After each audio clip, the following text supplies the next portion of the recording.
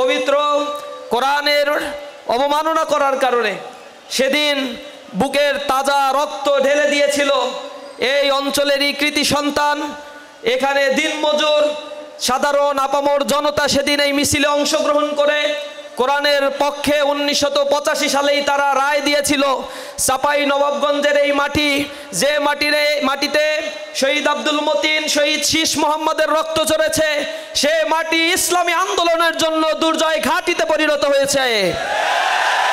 সংগ্রামী উপস্থিতি, কোরআনের এই আলোকে যারাই নির্বাপিত করতে চেয়েছে, যুগে যুগে আল্লাহ রব্বুল আলামিন তাদের কণ্ঠকে স্তব্ধ করে দিয়েছে।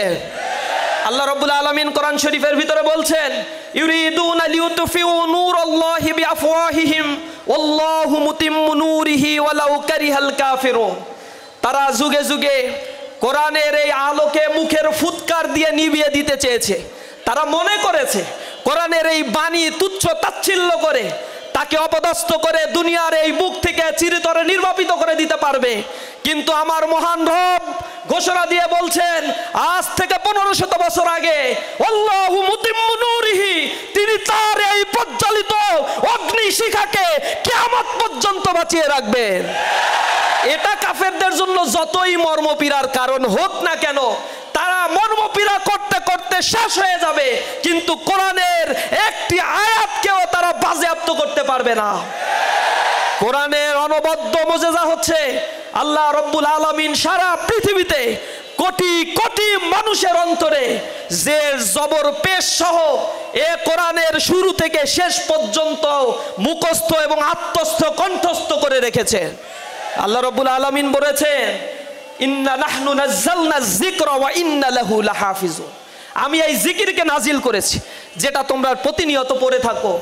আর তোমরা জেনে রাখো, এই জিকিরের হেফাজতের দায়িত্ব স্বয়ং আমি নিজেই গ্রহণ করে নিলাম।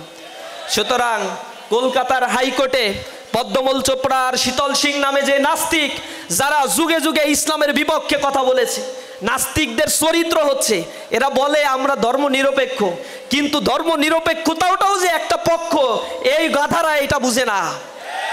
তারা ওই পক্ষ নিতে গিয়ে মূলত ধর্ম নিরপেক্ষতার কথা বলে, নাস্তিকতার কথা বলে, ইসলামের বুকেই তারা কুঠারাঘাত করে।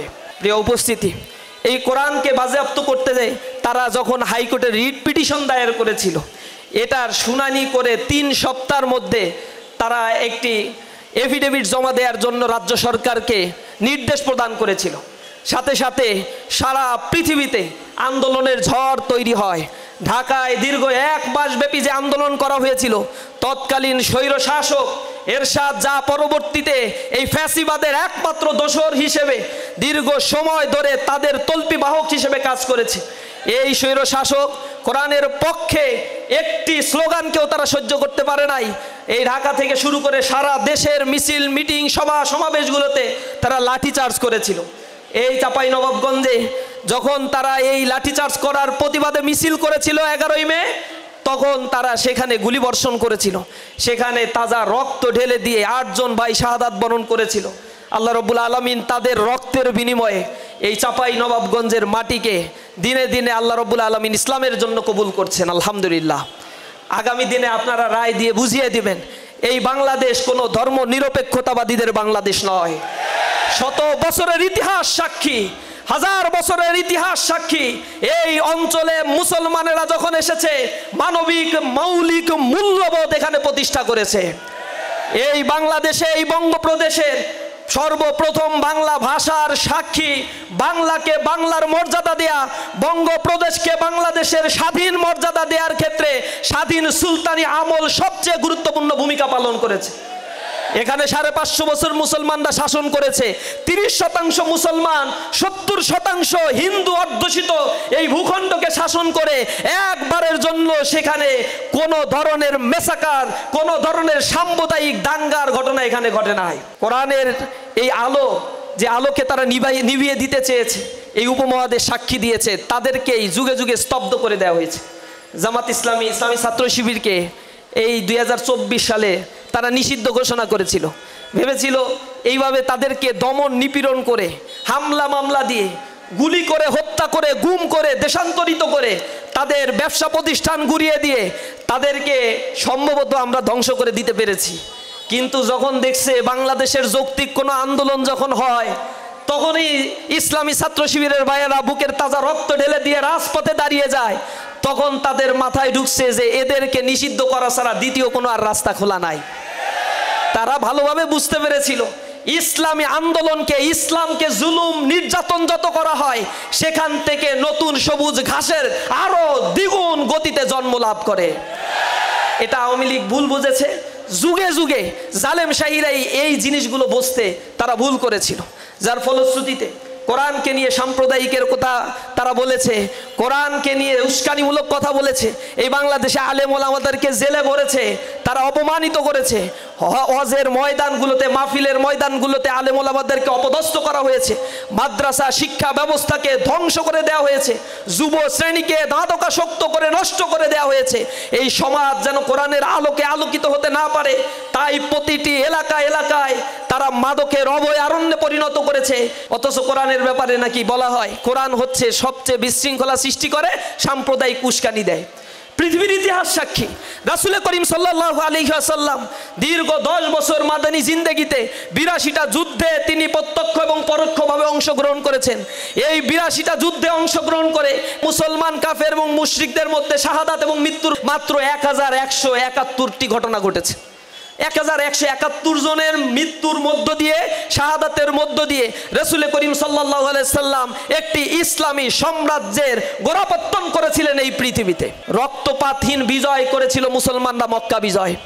কিন্তু পৃথিবীতে যখন মুসলমানদের বাইরে অন্য কোনো ধর্মের লোকেরা, ক্রুসেডার যারা জেরুজালেম নগরী দখল করেছিল, যখন তারা 1179 সালে এই জেরুজালেম নগরী তারা ক্রুসেডাররা মুসলমানদের কাছ থেকে দখল করেছিল, সেই মসজিদুল আকসার মধ্যে তারা রক্তের বন্যা বইয়ে দিয়েছিল।